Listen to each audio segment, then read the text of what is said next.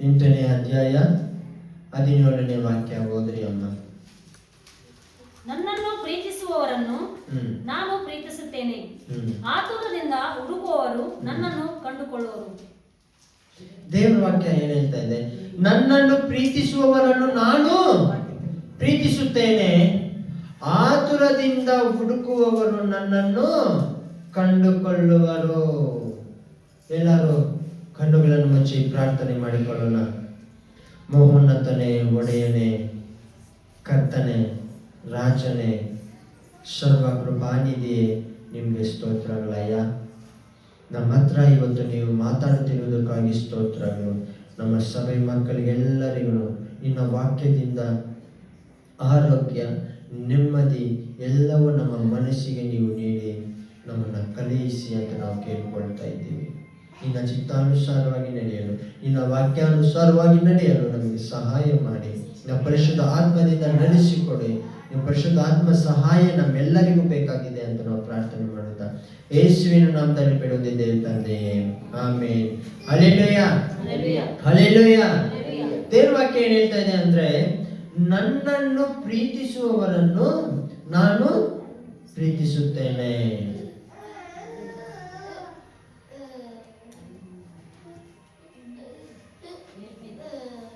ನೋಡ್ರಿ, ನಾವು ಲೋಕಾನುಸಾರವಾಗಿ ನಾವು ನೋಡ್ಬೇಕಂದ್ರೆ ನಮ್ಮನ್ನು ಯಾರು ಪ್ರೀತಿ ಮಾಡ್ತಾರೋ ಅವರನ್ನ ನಾವೇನ್ ಮಾಡ್ತೀವಿ? ಪ್ರೀತಿ ಮಾಡ್ತೀವಿ. ನಾವು ಅವರು ನಮ್ಮನ್ನು ಪ್ರೀತಿಸ್ತಾ ಇದ್ದಾರೆ ಅಂತೇಳಿ ನಾವೇನ್ ಮಾಡ್ತೀವಿ? ಅವರನ್ನು ಪ್ರೀತಿಸ್ತೀವಿ. ಇಲ್ಲ, ಅವರು ನಮ್ಮನ್ನು ಪ್ರೀತಿಸಿದ್ರೆ ನಾವು ಅವರನ್ನು ಪ್ರೀತಿ ಮಾಡ್ತೀವಿ ಅಲ್ವಾ? ದೇವರನ್ನು ಪ್ರೀತಿಸುವವರು, ದೇವರನ್ನು ಇಷ್ಟಪಡುವವರು, ಆತನು ಸಹ ಎಲ್ಲರನ್ನು ಇಷ್ಟಪಡ್ತಾನೆ. ನೀವು ದೇವರನ್ನು ಪ್ರೀತಿ ಮಾಡಲಿಲ್ಲ ಅಂದ್ರೆ ದೇವರು ನಿಮ್ಮನ್ನು ಪ್ರೀತಿ ಮಾಡೋದಿಲ್ಲ. ನನ್ನನ್ನು ಆತುರದಿಂದ ಹುಡುಕುವವರು ನನ್ನನ್ನು ಕಂಡುಕೊಳ್ಳುವರು. ಆತುರದಿಂದ ಹುಡುಕಿದ್ರೆ ದೇವರನ್ನು ನಾವು ಕಂಡುಕೊಳ್ತೇವೆ. ಇಲ್ಲಾಂದ್ರೆ ದೇವರನ್ನು ಕಂಡುಕೊಳ್ಳೋದಕ್ಕೆ ಆಗೋದೇ ಇಲ್ಲ. ಆತುರ ಇರಬೇಕು. ಪ್ರತಿಯೊಂದು ಕಾರ್ಯದಲ್ಲಿ ನಮ್ಗೆ ಯಾವ ರೀತಿ ಆತುರ ಇರ್ತದೋ, ಬೇಡದಿರೋ ವಿಷಯದಲ್ಲಿ ನಮ್ಗೆ ಆತುರ ಇರ್ತದೆ. ಊಟ ತಿನ್ನೋದಕ್ಕೆ ಆತುರ. ಒಂದು ಸ್ವಲ್ಪ ಹೊತ್ತು ಹೊಟ್ಟೆ ಹಸಿವನ್ನ ತೊಡ್ಕೊಳ್ಳಕ್ಕಾಗುತ್ತಾ? ಆಗುತ್ತಾ ನಿಮ್ಗೆ? ಆಗೋದಿಲ್ಲ. ನೀರಡಿಕೆ ತೊಡ್ಕೊಳ್ಳಕ್ಕಾಗುತ್ತಾ? ಅಕಸ್ಮಾತ್ ಎಲ್ಲ ಹೊರಗಡೆ ಹೋದ್ರೆ ನೀರು ಎಲ್ಲಿ ಸಿಗ್ತದೋ, ಒಂದು ಬಾಟಲ್ ನೀರು ಕುಡಿದ್ರೆ ಸಾಕು. ಫುಲ್ಲು ಬಿಸಿಲಲ್ಲಿ, ಏನಲ್ಲಿ ಫುಲ್ಲು ಬಿಸಿಲಲ್ಲಿ ಓಡಾಡ್ತಾ ಇರಬೇಕಾದ್ರೆ ದಾಹ ಆದಾಗ ಅವನು ಯಾವುದಕ್ಕೋಸ್ಕರ ಆತುರ ಪಡ್ತಾ ಇರ್ತಾನೆ? ನೀರಿಗೋಸ್ಕರ. ಸಮಯ 1 ಗಂಟೆ ಆಗೋಯ್ತು, ಮಧ್ಯಾಹ್ನ ಊಟ ಮಾಡಲಿಲ್ಲ. 2 ಗಂಟೆ ಆಯ್ತು, ಇನ್ನೂ ಊಟ ಮಾಡಲಿಲ್ಲ. 3 ಗಂಟೆ ಆಯ್ತು, ಊಟ ಮಾಡಲಿಲ್ಲ. ಆದ್ರೆ 4 ಗಂಟೆ ಆಗ್ಲಿ ಅವನು ಏನ್ ಮಾಡ್ದಿರ ಇರೋದಿಲ್ಲ. ಅವನ ಹೊಟ್ಟೆ ಹಸಿವನ್ನು ನೀಗಿಸ್ಕೊಳ್ತಾನೆ ಹೊರತು, ಸರಿ ನಾನು ಉಪವಾಸ ಇದ್ದೋಗ್ತೀನಿ, ಒಂದ್ಸಲ ತಿಂದಿಲ್ಲ ಅಂದ್ರೆ ಏನು ಆಗೋದಿಲ್ಲ ಅನ್ಕೊಳ್ಳೋದೇ ಇಲ್ಲ. ಆತುರದಿಂದ ಎಲ್ಲೊಂದತ್ರ ಹೋಗಿ ಏನೋ ಒಂದು ತಿಂದು ಆರಾಮಾಗಿ ನೋಡ್ಕೊಳ್ತಾರೆ. ಅದು ಯಾವುದಕ್ಕೋಸ್ಕರ? ನಮ್ಮ ಶರೀರಕ್ಕೋಸ್ಕರ. ನಮ್ಮ ಶರೀರಕ್ಕೆ ಬೇಕಾದದ್ದು ನಮಗೆ ಏನಾಯ್ತು? ನೀರು ಸಿಕ್ತು, ಊಟ ಸಿಕ್ತು. ಇನ್ನು ನಿನ್ನ ಆತ್ಮ ಇದೆ. ನಿನ್ನ ಆತ್ಮ ದಾಹವನ್ನು ತೀರಿಸೋದಕ್ಕೆ ಯಾರಿಂದ ಸಾಧ್ಯ? ದೇವರಿಂದ ಮಾತ್ರ ಸಾಧ್ಯ. ನಿನ್ನ ಆತ್ಮ ದಾಹ ಏನಾಗಬೇಕು? ನೀಗಿಸಬೇಕು. ನಿನ್ನ ಆತ್ಮ ದಾಹ ತೀರಿಸಬೇಕು. ದೇವರು ನಿಮಗೆ ತೀರಿಸ್ತಾನೆ. ನಿಮ್ಮ ಮನಸ್ಸಿಗೆ ನೆಮ್ಮದಿ ಬೇಕು.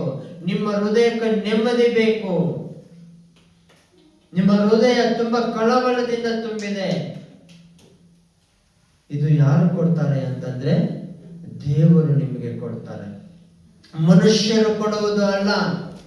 ಮನುಷ್ಯರಿಂದ ಬರೋದು ದುಃಖ, ಕಷ್ಟ, ನೋವು, ಕಣ್ಣೀರು, ನಾನಾ ವಿಧವಾದ ಕಾರ್ಯಗಳು ಇದ್ದಾವೆ. ಆದ್ರೆ ದೇವರಿಂದ ದೊರಕುವಂಥದ್ದು ಇದು ಯಾವುದನ್ನು ಅಲ್ಲ. ದೇವರಿಂದ ದೊರಕುವಂಥದ್ದು ಯಾವುವು? ದೇವರಿಗೆ ಬರೆದ ಪತ್ರಿಕೆ 5ನೇ ಅಧ್ಯಾಯ 22ನೇ ವಾಕ್ಯ. ಆದರೆ ದೇವರ ಆತ್ಮನಿಂದ ಉಂಟಾಗುವ ಫಲವೇನೆಂದರೆ, ಓದ್ರಿ. ಆದರೆ ದೇವರ ಆತ್ಮನಿಂದ ಉಂಟಾಗುವ ಫಲವೇನೆಂದರೆ ಪ್ರೀತಿ, ಸಂತೋಷ, ಸಮಾಧಾನ, ದೀರ್ಘಶಾಂತಿ, ದಯೆ, ಉಪಕಾರ, ನಂಬಿಕೆ, ಸಾಧುತ್ವ, ಕ್ಷಮೆದಮೆ, ಇಂಥವುಗಳೇ. ಅವಾಗಲೇ ಮನುಷ್ಯರಿಂದ ಬಂದಿದ್ದು ಗೊತ್ತಾಯ್ತು. ಇವಾಗ ದೇವರಿಂದ ಬಂದದ್ದು ನಿಮ್ಗೆ ಗೊತ್ತಾಯ್ತು. ದೇವರಿಂದ ಬರೋದು ನಿಮಗೆ ಬೇಕಾ, ಇಲ್ಲ ಮನುಷ್ಯರಿಂದ ಬರೋದು ನಿಮಗೆ ಬೇಕಾ? ನಿಮಗೆ ಬಿಟ್ಟಿತ್ತು. ದೇವರ ಆತ್ಮನಿಂದ ಉಂಟಾಗುವ ಫಲವು. ಮನುಷ್ಯರಿಂದ ಉಂಟಾಗೋದು ಕಷ್ಟ, ಬಾಧೆ, ನೋವು ಇವೆಲ್ಲವುಗಳು. ಆದ್ರೆ ದೇವರ ಆತ್ಮನಿಂದ ಉಂಟಾಗುವ ಫಲಗಳು ನೀವು ಲೋಕದಲ್ಲಿ ಹುಡುಕಿದ್ರೆ ಪ್ರೀತಿ, ಸಂತೋಷ, ಸಮಾಧಾನ, ದೀರ್ಘಶಾಂತಿ, ದಯೆ, ಉಪಕಾರ ಇವೆಲ್ಲ ನಿಮ್ಗೆ ಸಿಗೋದಿಲ್ಲ. ದೇವರ ಹತ್ರ ಮಾತ್ರ ನಿಮ್ಗೆ ಸಿಗ್ತದೆ. ದೇವರ ಹತ್ರ ನಮ್ಗೆ ಸಿಗ್ತದೆ. ಸರಿ, ನಾವು ದೇವರ ಹತ್ರ ಬಂದಿದ್ದೀವಿ, ದೇವರು ನಮ್ಗೆ ಕಾಣಿಸ್ತಾ ಇಲ್ಲ ಅಂತ ದೇವರನ್ನು ನಂಬುವುದು, ದೇವರನ್ನು ಆರಾಧಿಸುವುದು ಬಿಡಬಾರದು. ನಾವು ನಿಮ್ಮ ಕಣ್ಣಿಗೆ ಕಾಣುತ್ತಿರುವ ಮನುಷ್ಯರನ್ನು ನಂಬಿ ಮೋಸ ಹೋಗುವುದಕ್ಕಿಂತ ಕಣ್ಣಿಗೆ ಕಾಣದಿರುವ ದೇವರನ್ನು ನಂಬಿ ದೇವರ ಆತ್ಮನಿಂದ ಉಂಟಾಗುವ ಫಲಗಳನ್ನು ನೀವು ಅನುಭವಿಸಬೇಕು. ಯಾವುದನ್ನು ನೀವು ಅನುಭವಿಸಬೇಕು? ದೇವರ ಆತ್ಮನಿಂದ ಉಂಟಾಗುವ ಫಲಗಳು. ದೇವರ ಆತ್ಮನಿಂದ ಉಂಟಾಗುವ ಫಲಗಳು ನೀವು ಅನುಭವಿಸಬೇಕು ಅಂತಂದ್ರೆ ನೀವು ಕಣ್ಣಿಗೆ ಕಾಣುತ್ತಿರುವ ಮನುಷ್ಯರನ್ನು, ಕಾರ್ಯಗಳನ್ನು ಮಾಡಬೇಡ್ರಿ. ದೇವರ ಆತ್ಮನಿಂದ ಉಂಟಾಗುವ ಫಲಗಳು ನಿಮಗೆ ಬೇಕು ಅಂತಂದ್ರೆ, ದೇವರ ಆತ್ಮನಿಂದ ಉಂಟಾಗುವ ಫಲಗಳು ನಿಮ್ಮಲ್ಲಿ ಇದ್ರೆ ಅವು ನಿಮ್ಮನ್ನು ಬದುಕಿಸುತ್ತೆ, ಅವು ನಿಮ್ಮನ್ನು ನಡೆಸುತ್ತೆ. ಅವುಗಳಲ್ಲಿ ಯಾವ ಮನುಷ್ಯನ ಹತ್ರ ನೀವು ನಂಬಬೇಕು, ಯಾವ ಮನುಷ್ಯನನ್ನು ನೀವು ನಂಬಬೇಕು, ಯಾರ ಹತ್ರ ಹೇಗಿರಬೇಕು, ಅವರು ಮೋಸ ಮಾಡಿದ್ರು ನೀವು ಮೋಸ ಹೋಗೋದಕ್ಕೆ ಆಗೋದಿಲ್ಲ. ಅವರು ಏನೇ ಕೇಡು ಬಯಸಿದ್ರು ಆ ಕೇಡು ನಿಮಗೆ ತಾಕುವುದಿಲ್ಲ. ಯಾವಾಗ ಅಂತಂದ್ರೆ ದೇವರ ಆತ್ಮನಿಂದ ಫಲಗಳು ನಿಮಗೆ ಉಂಟಾದ್ರೆ, ದೇವರ ಆತ್ಮನಿಂದ ಉಂಟಾಗುವ ಫಲಗಳಲ್ಲಿ ನೀವು ಭರವಸೆ ಇಟ್ರೆ, ದೇವರನ್ನು ನೀವು ಇಷ್ಟಪಟ್ರೆ ಮಾತ್ರ.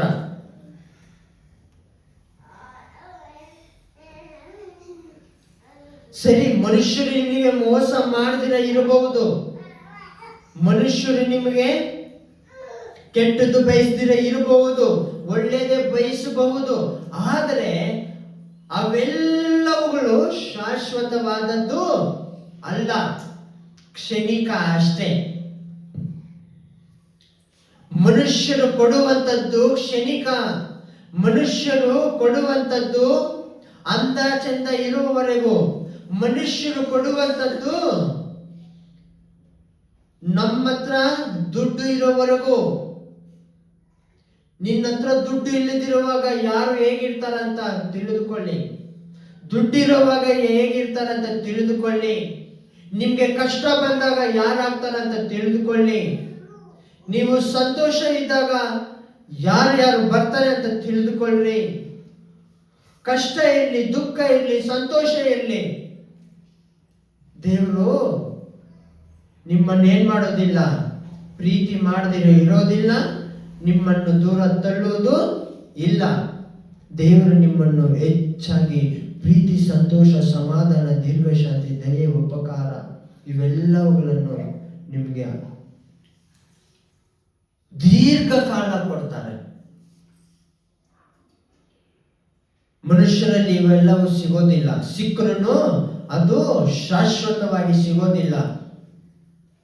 ಅದನ್ನ ನೀವು ತಿಳ್ಕೊಳ್ರಿ. ಜ್ಞಾನೋಕ್ತಿಗಳಿಗೆ ಬಂದ್ಬಿಡೋಣ ನಾವಿವಾಗ. ಜ್ಞಾನೋಕ್ತಿಗಳು 8:17 ಏನ್ ಹೇಳ್ತಾ ಇದೆ? ನನ್ನನ್ನು ಪ್ರೀತಿಸುವವರನ್ನು ನಾನು ಪ್ರೀತಿಸುತ್ತೇನೆ. ದೇವರನ್ನು ಪ್ರೀತಿಸುವವರನ್ನು, ದೇವರ ಆತ್ಮ ಫಲಗಳನ್ನು ಬಯಸುವವರನ್ನು ದೇವರು ಪ್ರೀತಿ ಮಾಡಿ ಆತನ ಫಲಗಳಿಂದ ಉಂಟಾಗುವ ಆ 9 ವರಗಳು, ಆ 9 ಕಾರ್ಯಗಳು ನಮ್ಮ ಜೀವಿತದಲ್ಲಿ ನಡೆಯುತ್ತವೆ. ಹಲ್ಲೆಲೂಯಾ. ಯೋಹಾನ ಬರೆದ ಸುವಾರ್ತೆ 14ನೇ ಅಧ್ಯಾಯ 21ನೇ ವಾಕ್ಯ ಓದ್ರಿ. ನನ್ನ ಆಜ್ಞೆಗಳನ್ನು ಹೊಂದಿ ಅವುಗಳನ್ನು ಕೈಕೊಂಡು ನಡೆಯುವವನೇ ನನ್ನನ್ನು ಪ್ರೀತಿಸುವವನು. ನನ್ನ ತಂದೆಗೆ ಪ್ರಿಯನಾಗಿರುವನು. ನಾನು ಅವನನ್ನು ಪ್ರೀತಿಸಿ ಅವನಿಗೆ ಕಾಣಿಸಿಕೊಳ್ಳುವೆನು ಎಂದು ಹೇಳಿದನು. ಹಲ್ಲೆಲೂಯಾ. ಅವಾಗಲೇ ನೀವೆಲ್ಲ ಏನ್ ಹೇಳಿದ್ರಿ? ದೇವರನ್ನು ಪ್ರೀತಿ ಮಾಡ್ತೀರಾ, ದೇವರನ್ನು ಇಷ್ಟಪಡ್ತೀರಾ ಅಂದ್ರೆ ಹೌದು, ನಾವು ದೇವರನ್ನು ಪ್ರೀತಿ ಮಾಡ್ತೀವಿ, ಹೌದು ನಾವು ದೇವರನ್ನು ಇಷ್ಟಪಡ್ತೀವಿ ಅಂತ ಹೇಳಿದ್ರಿ. ಆದ್ರೆ ದೇವರ ವಾಕ್ಯ ಏನ್ ಹೇಳ್ತಾ ಇದೆ ಗೊತ್ತಾ? ಯೇಸು ಸ್ವಾಮಿ ಏನ್ ಹೇಳ್ತಾ ಇದ್ದಾರೆ ಗೊತ್ತಾ? ನನ್ನ ಆಜ್ಞೆಗಳನ್ನು ಹೊಂದಿ. ಫಸ್ಟ್ ಏನ್ ಮಾಡ್ಬೇಕು? ದೇವರ ಆಜ್ಞೆಗಳನ್ನು ಹೊಂದಿಕೊಳ್ಬೇಕು, ಪಡ್ಕೊಳ್ಬೇಕು, ತಿಳ್ಕೊಳ್ಬೇಕು. ಏನ್ ಮಾಡ್ಬೇಕು? ಹೊಂದ್ಕೊಳ್ಬೇಕು, ಪಡ್ಕೊಳ್ಬೇಕು, ತಿಳ್ಕೊಳ್ಬೇಕು. ಆಮೇಲೆ ಅವುಗಳನ್ನು ಕೈಕೊಂಡು ನಡೆಯುವವನೇ ನನ್ನನ್ನು ಪ್ರೀತಿಸುವವನು. ಹಲ್ಲೆಲೂಯಾ. ಯಾರ್ಯಾರು ದೇವರ ಆಜ್ಞೆಗಳನ್ನು ಹೊಂದಿಕೊಂಡು ಕೈಕೊಂಡು ನಡೀತಾ ಇದ್ದೀರಾ?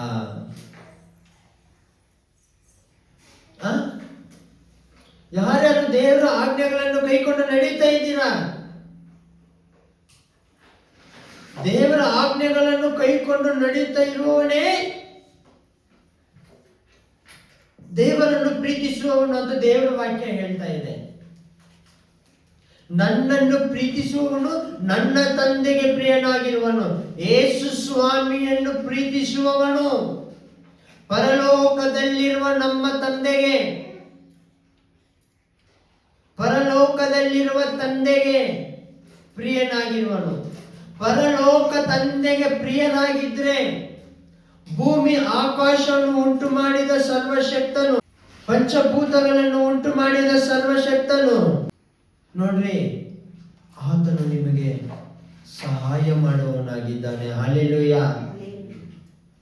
ನೋಡ್ರಿ, ನಾವು ಈ ಲೋಕದಲ್ಲಿ ಇರ್ಬೇಕಾದ್ರೆ ತುಂಬಾ ದುಡ್ಡಿರೋನ ಇಷ್ಟಪಡ್ತೀವಿ ಅಲ್ವಾ? ತುಂಬಾ ಹಣ ಐಶ್ವರ್ಯ ಇರುವಂತನನ್ನು ಇಷ್ಟಪಡ್ತೀವಿ ಅಲ್ವಾ? ದೊಡ್ಡ ವ್ಯಕ್ತಿಯನ್ನು, ಗಣ್ಯ ವ್ಯಕ್ತಿಯನ್ನು ನಾವು ಇಷ್ಟಪಡ್ತೀವಿ ಅಲ್ವಾ? ಈ ಲೋಕದಲ್ಲಿ ಇರುವ ಎಲ್ಲದಕ್ಕಿಂತ ದೊಡ್ಡವನು ನಮ್ಮ ದೇವರು. ಭೂಮಿ ಆಕಾಶವನ್ನು ಉಂಟು ಮಾಡಿ, ಸಮುದ್ರಗಳನ್ನು ಉಂಟು ಮಾಡಿ, ನದಿಗಳನ್ನು ಹರಿಯ ಮಾಡುತ್ತಿರುವ ನಮ್ಮ ದೇವರು ಎಷ್ಟು ದೊಡ್ಡವನಾಗಿರಬೇಕು. ಅಂತ ದೇವರನ್ನು ಬಿಟ್ಟು, ಅಂತ ವ್ಯಕ್ತಿಯನ್ನು ಬಿಟ್ಟು ಲೋಕದಲ್ಲಿರುವ ಎಲ್ಲವುಗಳನ್ನು ನೀವು ಬಯಸ್ತಾ ಇದ್ದೀರಾ. ದೇವರನ್ನು ಬಿಟ್ಟು ಬೇರೆ ಎಲ್ಲ ಗಣ್ಯ ವ್ಯಕ್ತಿಗಳನ್ನು ನಾವು ಬಯಸ್ತಾ ಇದ್ದೀವಿ, ಎಲ್ಲ ದೊಡ್ಡ ವ್ಯಕ್ತಿಗಳನ್ನು ನಾವು ಬಯಸ್ತಾ ಇದ್ದೀವಿ. ದೇವರಿಗಿಂತ ದೊಡ್ಡವನು ಯಾರು ಇಲ್ಲ ಅಂತ ತಿಳಿದುಕೊಳ್ಳಲು ಶಕ್ತಿ ಬಲ ಇಲ್ಲದ ಜನರಾಗ್ಬಿಟ್ಟಿದ್ದೀವಿ ನಾವುಗಳು. ಸಮಸ್ತವು ಎಲ್ಲಿಂದ ಉಂಟಾಯಿತು ಅನ್ನುವ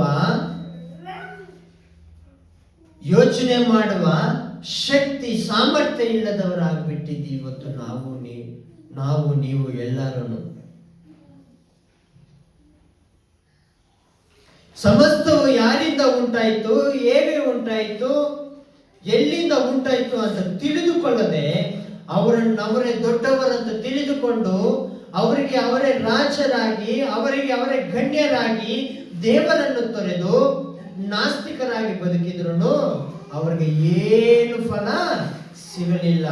ಆದರೆ ದೇವರನ್ನು ನಂಬುವ ನಮಗೆ ಆತನೇ ನಮಗೆ ಸಿಕ್ಕಿದ್ದಾರೆ. ಆತನೇ ಯಾರು? ಸರ್ವವನ್ನು ಉಂಟು ಮಾಡಿದ ಆತನು. ನನ್ನನ್ನು ಪ್ರೀತಿಸುವವನು ನನ್ನ ತಂದೆಗೆ ಪ್ರಿಯನಾಗಿರುವನು. ನಾನು ಅವನನ್ನು ಪ್ರೀತಿಸಿ ಅವನಿಗೆ ಕಾಣಿಸಿಕೊಳ್ಳುವೆನು ಎಂದು ಹೇಳಿದನು. Hallelujah, hallelujah. ಇವತ್ಯಾರು ನಿಮ್ಗೆ ದೇವರು ಕಾಣಿಸ್ತಾ ಇಲ್ಲ, ದೇವರನ್ನು ನೀವು ಪ್ರೀತಿ ಮಾಡ್ರಿ, ದೇವರು ನಿಮ್ಗೆ ಕಾಣಿಸ್ತಾರೆ. ಏನ್ ಮಾಡ್ರಿ? ದೇವರನ್ನು ನೀವು ಪ್ರೀತಿ ಮಾಡ್ರಿ, ದೇವರು ನಿಮ್ಮನ್ನು ಪ್ರೀತಿ ಮಾಡ್ತಾರೆ. ದೇವರು ನಿಮ್ಮನ್ನು ಪ್ರೀತಿ ಮಾಡಿ ದೇವರು ನಿಮ್ಗೆ ಕಾಣಿಸಿಕೊಳ್ತಾರೆ. ನಿಮ್ಗೆ ಯಾರಿಗೂ ದೇವರು ಕಾಣಿಸ್ಬೇಕಂತ ಏನಿಲ್ಲ, ಆಸೆ ಇಲ್ಲ, ಇಷ್ಟ ಇಲ್ಲ. ನಿಮ್ಗೆ ಈ ಲೋಕದಲ್ಲಿರುವುದೆಲ್ಲವೂ ಇಷ್ಟ, ಈ ಲೋಕದಲ್ಲಿರುವುದೆಲ್ಲವುಗಳ ಮೇಲೆ ಆಸೆ, ದೇವರ ಮೇಲೆ ನಿಮ್ಗೆ ಇಲ್ಲವೇ ಇಲ್ಲ. ಅರ್ಥ ಆಗ್ತಾ ಇದೆಯಾ? ಯಾಕೋಬನು 1ನೇ ಅಧ್ಯಾಯ 5ನೇ ವಾಕ್ಯ ಓದ್ರಿ, ಅಲ್ಲೇನಿದೆ ನೋಡ್ಕೊಳ್ಳೋಣ. ಯಾಕೋಬು 1:5. ನಿಮ್ಮಲ್ಲಿ ಯಾವನಿಗಾದರೂ ಜ್ಞಾನ ಕಡಿಮೆಯಾಗಿದ್ದರೆ ಅವನು ದೇವರನ್ನು ಕೇಳಿಕೊಳ್ಳಲಿ, ಅದು ಅವನಿಗೆ ದೊರಕುವುದು. ಅಂಗಿಸದೆ ಎಲ್ಲರಿಗೂ ಉದಾರ ಮನಸ್ಸಿನಿಂದ ಕೊಡುವವನಾಗಿದ್ದಾನೆ. ಹಲ್ಲೆಲೂಯಾ. ದೇವರನ್ನು ನಾವೆಲ್ಲರೂ ಏನ್ ಮಾಡ್ಬೇಕು? ಕಂಡುಕೊಳ್ಳಬೇಕು, ದೇವರನ್ನು ತಿಳ್ಕೊಳ್ಳಬೇಕು, ಆತುರದಿಂದ ದೇವರ ಹತ್ರ ಹೋಗ್ಬೇಕು. ನಿಮ್ಮಲ್ಲಿ ಯಾವನಿಗಾದರೂ ಜ್ಞಾನ ಕಡಿಮೆಯಾಗಿದ್ದರೆ ಅವನು ದೇವರನ್ನು ಕೇಳಿಕೊಳ್ಳಲಿ. ನಿಮಗೆ ಜ್ಞಾನವಿಲ್ಲ ಅಂತಂದ್ರೆ ದೇವರ ಹತ್ರ ಬಂದು ಕೇಳ್ರಿ, ದೇವರು ನಿಮ್ಗೆ ಜ್ಞಾನ ಕೊಡ್ತಾರೆ. ನಾವೆಲ್ಲರೂ ಜ್ಞಾನವಂತರಾಗಬೇಕಂದ್ರೆ ದೇವರ ಹತ್ರ ಹೋಗಿ ಜ್ಞಾನವನ್ನು ಕೇಳ್ಕೊಳ್ಬೇಕು. ಅದು ಅವರಿಗೆ ಖಂಡಿತ ಸಿಕ್ಕೇ ಸಿಗುತ್ತೆ. ದೇವರು ಅಂಗಿಸದೆ ಎಲ್ಲರಿಗೂ ಉದಾರ ಮನಸ್ಸಿನಿಂದ ಕೊಡುವವನಾಗಿದ್ದಾನೆ. ಏನು ಮಾಡದೆ? ಅಂಗಿಸದೆ. ದೇವ್ರು ಏನ್ ಮಾಡೋದಿಲ್ಲ? ಅಂಗಿಸುವುದಿಲ್ಲ. ದೇವ್ರು ಏನ್ ಮಾಡೋದಿಲ್ಲ? ಇವನು ನನ್ನ ಜಾತಿ ಅನ್ನೋದಿಲ್ಲ. ದೇವ್ರು ಏನ್ ಮಾಡೋದಿಲ್ಲ? ಇವನು ನನ್ನ ಕುಲ ಅನ್ನೋದಿಲ್ಲ. ದೇವ್ರು ಏನ್ ಹೇಳೋದಿಲ್ಲ? ಇವನು ನನ್ನ ಗೋತ್ರ ಅಂತ ಹೇಳೋದಿಲ್ಲ. ದೇವ್ರೇನು ಹೇಳೋದಿಲ್ಲ, ಇವನು ಕ್ರೈಸ್ತನು, ನಾನು ಇವನಿಗೆ ಕೊಡೋದಿಲ್ಲ ಅಂತ ಹೇಳೋದಿಲ್ಲ. ಇವನು ಮುಸ್ಲಿಮನು, ಇವನಿಗೆ ಜ್ಞಾನ ನಾನು ಕೊಡೋದಿಲ್ಲ ಅಂತ ಹೇಳೋದಿಲ್ಲ. ಇವನು ಹಿಂದೂ, ಇವನಿಗೆ ಜ್ಞಾನ ಕೊಡೋದಿಲ್ಲ ಅಂತ ಹೇಳೋದಿಲ್ಲ. ದೇವರನ್ನು ಕೇಳಿಕೊಳ್ಳುವ ಪ್ರತಿಯೊಬ್ಬರಿಗೂ ಉದಾರ ಮನಸ್ಸಿನಿಂದ ಕೊಡುವವನಾಗಿದ್ದಾನೆ. ಮನುಷ್ಯರಲ್ಲಿ ಜಾತಿ ಭೇದ ಎಲ್ಲವುಗಳು ಇದೆ, ದೇವರಲ್ಲಿ ಅವೆಲ್ಲ ಯಾವುದೂ ಇಲ್ಲ.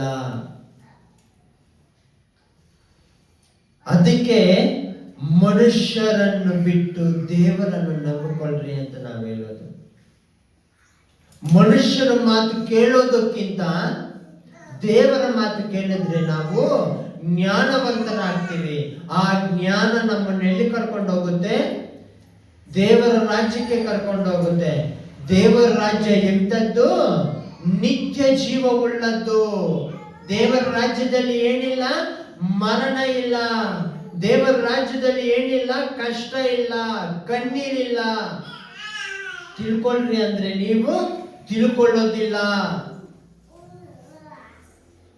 ದೇವರ ಹತ್ರ ಹೋಗಿ ಏನ್ ಮಾಡ್ಬೇಕು? ಆತುರದಿಂದ ದೇವರನ್ನು ಕಂಡುಕೊಂಡು ಜ್ಞಾನ ಕೇಳ್ಬೇಕು. ದೇವರು ಕೊಡ್ತಾನೆ. ಮನುಷ್ಯರು ಅಂಗಿಸ್ತಾರೆ, ಮನುಷ್ಯರು ಗೇಲಿ ಮಾಡ್ತಾರೆ, ಮನುಷ್ಯರು ಇವನು ಸರಿ ಇಲ್ಲ ಅಂತ ತಳ್ಳಿಬಿಡ್ತಾರೆ. ಮನುಷ್ಯರು ನಮ್ಮ ಹತ್ರ ಎಲ್ಲ ಇದ್ರೆ ಪ್ರತಿಯೊಂದು ನಮ್ಗೆ ಸಿಗ್ತದೆ. ಇವಾಗ ನೋಡ್ರಿ, ನಮ್ಮ ಹತ್ರ ಹಣ ಇದ್ರೆ, ನಮ್ಮ ಹತ್ರ ದುಡ್ಡಿದ್ರೆ ನಮ್ಮ ಮಕ್ಕಳಿಗೆ ಒಳ್ಳೆ ಶಾಲೆಯಲ್ಲಿ ಸೇರಿಸ್ಬೋದು. ಆದ್ರೆ ದೀನರು, ದರಿದ್ರರು, ಬಡವರು ಅವರಿಗೆಲ್ಲ ಯಾರು ಕೊಡ್ತಾರೆ? ಜ್ಞಾನ.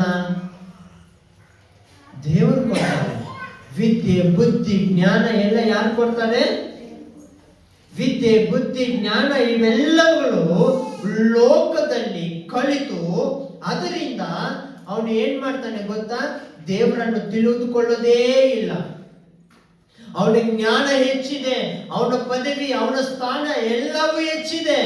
ಆದ್ರೆ ಅವನ ಜ್ಞಾನ ಎಂಥದ್ದು ಅಂತಂದ್ರೆ ದೇವರನ್ನೇ ತಿಳಿದುಕೊಳ್ಳದೆ ಇರುವಷ್ಟು ಜ್ಞಾನ ಅವನು ಕಲಿತಿದ್ದಾನೆ ಅಂತಂದ್ರೆ ಆ ಜ್ಞಾನ ಏನಕ್ಕೆ? ಆ ವಿದ್ಯೆ ಏನಕ್ಕೆ? ಆ ಬುದ್ಧಿ ಏನಕ್ಕೆ? ಅದು ಕಲಿತು ಯಾವ ಸುಖ ಇದೆ ಹೇಳ್ರಿ? ದೇವರನ್ನು ತಿಳಿದುಕೊಂಡು ವಿದ್ಯೆ, ಬುದ್ಧಿ, ಜ್ಞಾನವೆಲ್ಲ ಪಡೆದುಕೊಂಡ್ರೆ ಅವನು ಲೋಕದಲ್ಲಿ ಜೀವಿಸಬಲ್ಲನು, ಪರಲೋಕದಲ್ಲಿ ಜೀವಿಸಬಲ್ಲನು. ಹಲ್ಲೆಲೂಯ. ಲೋಕದಲ್ಲಿ ಕಲಿಯುವುದು ಲೋಕದಕ್ಕೆ ಮಾತ್ರ ಸೀಮಿತ. ದೇವರ ಹತ್ರ ಕಲಿಯುವುದು ಲೋಕದಲ್ಲಿ ಪರಲೋಕದಲ್ಲಿ ಜೀವಿಸುವುದಕ್ಕೂ ಸಹಾಯ. Hallelujah, hallelujah. ಮತ್ತೆ ಜ್ಞಾನೋಕ್ತಿಗಳು 8:17 ಆಯಿತು. 8:18 ಓದಿಕೊಳ್ಳೋಣ. ನನ್ನಲ್ಲಿ ಧನ ಘನತೆಗಳು ಶ್ರೇಷ್ಠ ಸಂಪತ್ತು ನೀತಿಯು ಇರುತ್ತವೆ. ಎಲ್ಲರೂ ಗಮನ ಇಟ್ಟು ಕೇಳ್ರಿ. ಈ ಲೋಕದಲ್ಲಿ ಧನ ಘನತೆಗಳು ನಿಮಗೆ ದೊರೆಯಬಹುದೇನೋ, ಶ್ರೇಷ್ಠ ಸಂಪತ್ತು ನಿಮಗೆ ಸಿಗ್ಬೋದೇನೋ, ಆದರೆ ನೀತಿ ಎಲ್ಲಿರೋದಿಲ್ಲ, ಈ ಲೋಕದಲ್ಲಿ ಇರೋದಿಲ್ಲ. ದೇವರಲ್ಲಿ ಏನೇನಿದೆ ಗೊತ್ತಾ? ಧನ, ಘನತೆ, ಶ್ರೇಷ್ಠ ಸಂಪತ್ತು, ನೀತಿ ಎಲ್ಲವೂ ಇದೆ. ಆದ್ರೆ ನಮಗೆ ನಿಮ್ಗೆ ಇವತ್ತು ಬೇಕಾಗಿರೋದೇನು ಗೊತ್ತಾ? ಧನ ಮಾತ್ರ. ನಮ್ಗೆ ನಿಮ್ಗೆ ಇವತ್ತು ಬೇಕಾಗಿರೋದೇನು ಗೊತ್ತಾ? ದುಡ್ಡು ಮಾತ್ರ. ನೀತಿ ಬೇಡ, ಶ್ರೇಷ್ಠವಾದದ್ದು ಬೇಡ, ಶ್ರೇಷ್ಠವಾದ ಸಂಪತ್ತು ಬೇಡ. ನಮ್ಗೆ ಬೇಕಾಗಿರುವುದು ಲೋಕದಲ್ಲಿ ದುಡ್ಡು ಒಂದಿದ್ರೆ ಸಾಕು, ದುಡ್ಡು ಒಂದಿದ್ರೆ ಸಾಕು. ಈ ಲೋಕದಲ್ಲಿ ನಾವು ಏನು ಬೇಕಾದ್ರೂ ಮಾಡ್ಬೋದು ಅಂತ ತಿಳಿದುಕೊಂಡು ಯಾರು ಈ ರೀತಿ ತಿಳಿದುಕೊಳ್ತಾನೋ ಅವನಿಗೆ ಅವನೇ ಮೋಸ ಮಾಡ್ಕೊಳ್ತಾ ಇದ್ದಾನೆ ಅಂತ ಅರ್ಥ. ಅವನು ಇಲ್ಲಿ ಬದುಕೋದಕ್ಕೆ ಮಾತ್ರ ಜೀವಿಸ್ತಾ ಇದ್ದಾನೆ ಅಂತ ಅರ್ಥ. ದೇವರ ವಾಕ್ಯ ಹೇಳುವ ಪ್ರಕಾರ ದೇವರಲ್ಲಿ ಧನ ಘನತೆಗಳು ದೇವರ ಹತ್ರ ಇದೆ. ಇಲ್ಲಿರುವ ಧನ, ಲೋಕದಲ್ಲಿರುವ ಧನ, ಭೂಲೋಕದಲ್ಲಿರುವ ಧನ ಸಂಪತ್ತುಗಳು ಏನಾಗ್ಬಿಡ್ತದೆ? ಖಾಲಿ ಆಗ್ಬಿಡ್ತದೆ. ನಾವು ಸತ್ತೋಗುವಾಗ ಅದನ್ನು ತೆಗೆದುಕೊಂಡು ಹೋಗೋದಕ್ಕಾಗೋದಿಲ್ಲ, ನಮ್ಮ ಜೊತೆ ಬಿಟ್ಟು ಹೋಗಲೇಬೇಕು. ಆದರೆ ದೇವರ ಹತ್ರ ಇರೋದು ಎಂಥದ್ದು ಗೊತ್ತಾ? ದೇವರ ಹತ್ರ ಇರುವ ಧನ ಘನತೆಗಳು ಯಾವಾಗಲೂ ಇರುವಂತದ್ದು. ದೇವರ ಹತ್ರ ಇರುವ ಶ್ರೇಷ್ಠ ಸಂಪತ್ತು, ದೇವರ ಹತ್ರ ಇರುವ ಸಂಪತ್ತು ಅಲ್ಲ. ದೇವರ ಹತ್ರ ಇರೋದು ಏನೇನ್ರಿ? ಸಂಪತ್ತು ಅಲ್ಲ, ಶ್ರೇಷ್ಠವಾದ ಸಂಪತ್ತು, ಸ್ಪೆಷಲ್ ಆಗಿರುವಂತದ್ದು. ಅದರ ಜೊತೆ ನೀತಿಯು ದೇವರ ಹತ್ರ ಇದೆ. ಭೂಲೋಕದಲ್ಲಿ ನಿಮ್ಗೆ ಧನ ಸಿಗ್ತದೇನೋ, ಅದರಿಂದ ನಿಮ್ಗೆ ನೆಮ್ಮದಿ, ನೀತಿ, ಶ್ರೇಷ್ಠವಾದದ್ದು ನಿಮ್ಗೆ ದೊರಕೋದಕ್ಕೆ ಸಾಧ್ಯನೇ ಇಲ್ಲ. ಇವೆಲ್ಲವುಗಳು ಯಾರ ಹತ್ರ ಸಿಗುತ್ತೆ ಅಂತಂದ್ರೆ ದೇವರ ಹತ್ರ ಸಿಗುತ್ತೆ. ದೇವರನ್ನು ಪ್ರೀತಿ ಮಾಡಿದ್ರೆ ಸಿಗುತ್ತೆ. ದೇವರ ಆಜ್ಞೆಗಳನ್ನು ಕೈಕೊಂಡು ನಡೆದ್ರೆ ಸಿಗುತ್ತೆ. ದೇವರ ಆಜ್ಞೆಗಳನ್ನು ಕೈಕೊಂಡು ನಡೆಯುವವನೇ ದೇವರನ್ನು ಪ್ರೀತಿ ಮಾಡ್ತಾ ಇದ್ದಾನೆ ಅಂತ ದೇವರ ವಾಕ್ಯ ಹೇಳ್ತಾ ಇದೆ. ನಿಮ್ಗೆ ಬೇಕಾಗಿರುವುದು ಈ ಲೋಕದಲ್ಲಿ ದುಡ್ಡು ಮಾತ್ರ ಅಲ್ಲ, ಪರಲೋಕದಲ್ಲಿ ಬದುಕುವುದಕ್ಕೂ ಸಹ ನಿಮ್ಗೆ ಧನ ಘನತೆ, ಶ್ರೇಷ್ಠ ಸಂಪತ್ತು, ನೀತಿ ಬೇಕು. ಅದು ಯಾರು ಕೊಡ್ತಾರೆ ಅಂದ್ರೆ ನಾನು ನೀನು ನಂಬಿರುವ ದೇವರು ಯೇಸು ಸ್ವಾಮಿ, ನಾನು ನೀನು ಆರಾಧಿಸುತ್ತಿರುವ ದೇವರು ರಾಜರಿಗೆ ರಾಜನು, ಕರ್ತನಿಗೆ ಕರ್ತನಾದಂತ ದೇವರು ನಮ್ಗೆ ನಿಮ್ಗೆ ಕೊಡುವವರಾಗಿದ್ದಾರೆ. ದೇವರ ವಾಕ್ಯ ಮತ್ತಾಯನ ಬರೆದ ಸುವಾರ್ತೆ 6:33. ಹೀಗಿರುವುದರಿಂದ ನೀವು ಮೊದಲು ದೇವರ ರಾಜ್ಯಕ್ಕಾಗಿಯೂ ನೀತಿಗಾಗಿಯೂ ತವಕ ಪಡಿರಿ, ಇವುಗಳು ಕೂಡ ಅವೆಲ್ಲವುಗಳು ನಿಮಗೆ ದೊರಕುವವು. ದೇವರ ವಾಕ್ಯ ಹೇಳ್ತಾ ಇದೆ ನೋಡ್ರಿ. ಎಲ್ಲರೂ ಗಮನ ಇಟ್ಟು ಕೇಳ್ರಿ. ಕೊನೆ ವಾಕ್ಯ ನಾನು ಹೇಳಿ ಮುಗಿಸ್ತಾ ಇದ್ದೀನಿ. ಎಲ್ಲರೂ ಗಮನ ಬಿಟ್ಟು ದೇವರ ವಾಕ್ಯ ಕೇಳ್ರಿ. ನೀವೆಲ್ಲರೂ ಯಾವುದಕ್ಕಾಗಿ ತವಕ ಪಡ್ರಿ? ದೇವರ ರಾಜ್ಯಕ್ಕಾಗಿ, ನೀತಿಗಾಗಿ.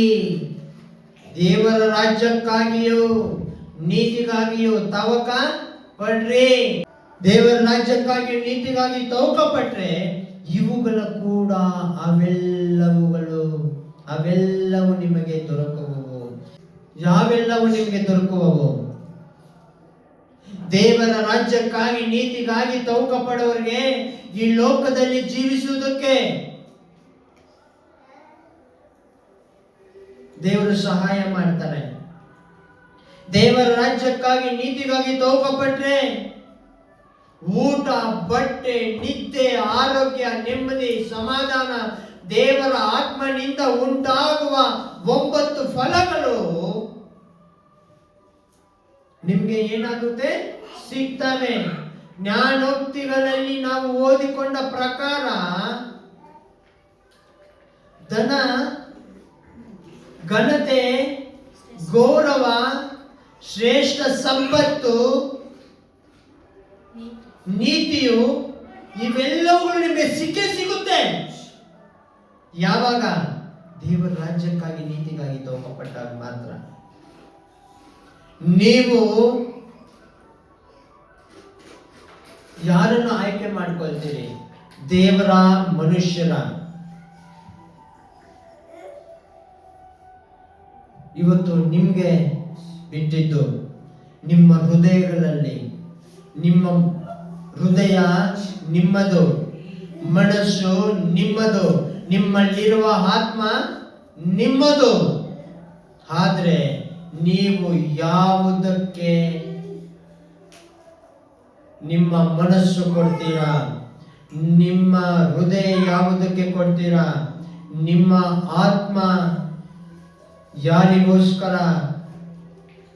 ಎಲ್ಲವುಗಳನ್ನು ನಿಮ್ಗೆ ಬಿಟ್ಟಿದ್ದು. ಮನುಷ್ಯರು ಬೇಕಾ? ದೇವರು ಬೇಕಾ? ಮನುಷ್ಯರ ಪ್ರೀತಿ ಬೇಕಾ? ದೇವರ ಪ್ರೀತಿ ಬೇಕಾ? ಮನುಷ್ಯರಿಂದ ಏನು ಸಿಗುತ್ತೆ? ದೇವರಿಂದ ಏನು ಸಿಗುತ್ತೆ? ಎಲ್ಲ ತಿಳಿದುಕೊಂಡು ಆಯ್ಕೆ ಮಾಡ್ಕೊಳ್ರಿ.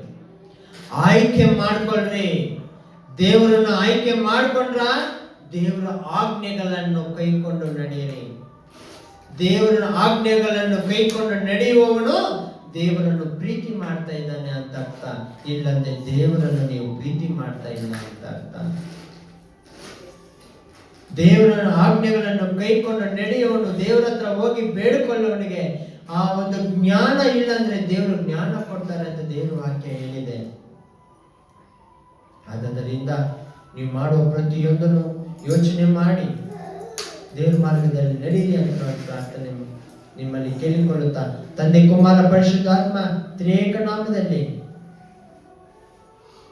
ಈ ವಾಕ್ಯ ನಿಮ್ಮೆಲ್ಲರಿಗೂ ಆಶೀರ್ವದಿಸಲಿ ಅಂತ ನಾನು ಬೇಡ್ಕೊಳ್ತಾ ಇದ್ದೇನೆ. ಆಮೇಲೆ ಎಲ್ಲರೂ ಕಣ್ಣುಗಳನ್ನು ಮುಚ್ಚಿ